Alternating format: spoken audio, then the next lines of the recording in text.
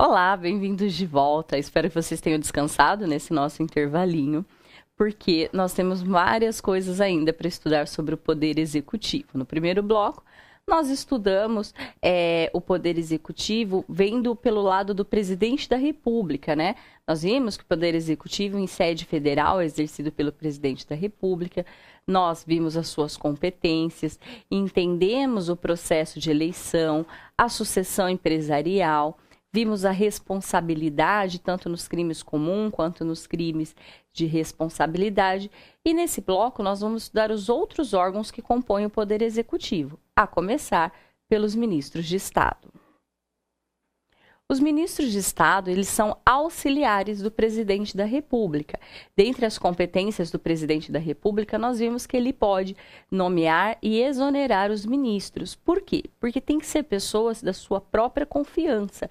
Então, o presidente, ele elege, né, ele nomeia como ministro de Estado pessoas que ele confia. E atribui as pastas de acordo com as capacidades, né? De acordo com a capacidade que ele julga que o ministro possui. Então, nós temos o ministro da Casa Civil, o ministro da Defesa, temos o ministro das Relações Exteriores. Então, as pastas podem também ser criadas. Vocês podem ver que alguns presidentes criam várias pastas, outros entram, diminuem as pastas. Por quê? A gestão, né, você gerir um país é uma atividade bastante complexa. E a ideia de ministros é de setorizar essa gestão. Então, eu deixo, por exemplo, para o ministro da Pesca, o cuidado com as atividades de pesca, as políticas relacionadas à pesca.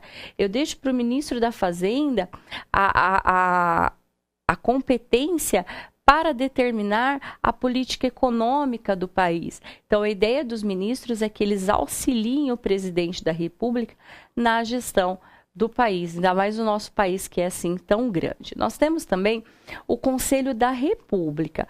O Conselho da República, ele é um órgão de consulta, um órgão consultivo do presidente da República. Então, o que o presidente faz? Ele consulta o Conselho da República. Como que esse conselho é composto, tá? Ele é composto pelo vice-presidente, então tem o presidente, tem seu vice. Então, o vice-presidente da República, ele faz parte, ele compõe o Conselho da República, o presidente da Câmara dos Deputados, o presidente do Senado, os líderes da maioria e da minoria, tanto da Câmara quanto do Senado, o ministro da Justiça e mais 6 cidadãos brasileiros natos com mais de 35 anos. Percebam que é um órgão bastante eclético, porque eu tenho lá o vice-presidente, eu tenho o presidente da Câmara e do Senado, então tanto a representação do povo quanto dos estados, tenho o ministro da Justiça, tenho as lideranças, né, da maioria e da minoria, da Câmara e do Senado, e eu ainda vou ter a presença de 6 brasileiros natos, 2 escolhidos pela presidência, 2 pelo Senado, 2 pela Câmara. Esses brasileiros natos, eles têm que ter mais de 35 anos, eles são escolhidos para um mandato de 3 anos somente, tá? O que é que o Conselho da República faz? A gente viu que ele é um órgão consultivo, é um órgão que o presidente vai lá consultar. Mas sobre o quê, né? O que é exatamente que o Conselho da República faz? Ele tem que se pronunciar sobre, cabe ao Conselho da República se pronunciar sobre a intervenção federal, o estado de defesa, o estado de sítio e sobre quaisquer outras questões relevantes para a estabilidade das instituições democráticas. A gente tem os chamados mecanismos de estabilização constitucional, que são a intervenção federal, o estado de defesa, o estado de sítio, a segurança pública. Então, ele já colocou isso, esses mecanismos, já colocou, o legislador constituinte já deixou expresso que sobre esses mecanismos o Conselho da República tem que opinar. Porém, ele deixou um conceito aberto, disse que quaisquer outras questões relevantes para a manutenção, para a estabilização das instituições democráticas também são de competência do Conselho da República, ou seja, também cabe a ele opinar sobre essas questões. a gente viu a composição do Conselho da República. Acontece que o presidente da República, ele pode, tá? Uma faculdade dele, ele pode convocar um ministro de Estado para participar da reunião do Conselho, desde que seja pertinente à pasta dele. Então, por exemplo, uma intervenção federal, ele pode convocar o ministro da Defesa, tá? Então, para ele convocar o ministro de Estado, ele não faz parte do Conselho da República. Quem é que faz parte? Vice-presidente, presidente da Câmara, presidente do Senado, líderes da maioria da Câmara e do Senado, né? Os 6 brasileiros natos, os ministros de Estado não fazem parte, mas nada impede que o presidente os convoque para uma reunião. Contudo, o assunto a ser discutido nessa reunião deve ser pertinente à pasta exercida pelo ministro. Ao lado do Conselho da República, eu tenho o Conselho de Defesa Nacional, que também é órgão consultivo. Só que enquanto o Conselho da República ele opina aí sobre a estabilização das instituições democráticas, o Conselho da Defesa Nacional, ele vai opinar, ele vai exercer a consultoria sobre assuntos relacionados com a soberania nacional e com a defesa do Estado democrático, tá? Com esses 2 assuntos. Quem é que compõe o Conselho da Defesa Nacional? Vice-presidente, presidente da Câmara, presidente do Senado. Até aqui está igual ao Conselho da República, mas olha a diferença. Ministro da Justiça, ministro da Defesa, ministro das Relações Exteriores, ministro do Planejamento, comandantes da Marinha, do Exército e da Aeronáutica. Então, eu tenho outras composições. Em comum, eu vou ter quem? O vice-presidente, o presidente da Câmara, o presidente do Senado e o ministro da Justiça. Esses participam de ambos os conselhos. Só que os ministros de Estado, nós vimos que eles não participam, exceto da Justiça, não participam do Conselho da República. E já no Conselho de Defesa Nacional, eles participam. Não todos os ministros, tá? Ministro da Defesa, das Relações Exteriores, ministro do Planejamento e ainda os comandantes da Marinha, do Exército e da Aeronáutica.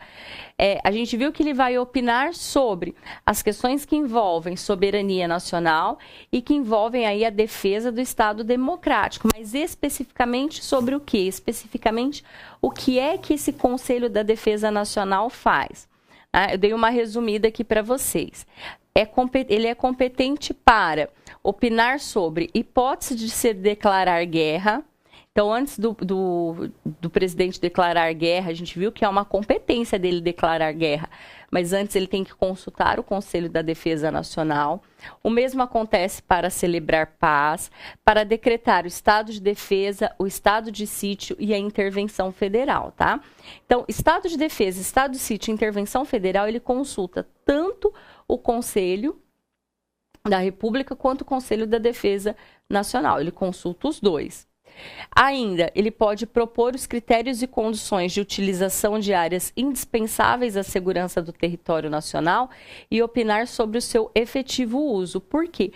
Algumas áreas, elas são de extrema importância para garantir a própria segurança interna do país. Então, nesses casos, quem opina sobre a utilização dessas áreas é o Conselho da Defesa Nacional, bem como é o Conselho da Defesa Nacional que vai estabelecer critérios e condições para sua utilização. Ainda cabe ao Conselho da Defesa Nacional estudar, propor e acompanhar o desenvolvimento de iniciativas necessárias e garantir a independência nacional e a defesa do Estado democrático, tá?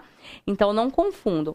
Conselho da República e Conselho da Defesa Nacional são órgãos diferentes. Então, para resumir, nós vimos o quê? Nós vimos que o poder executivo ele é exercido pelo presidente da República.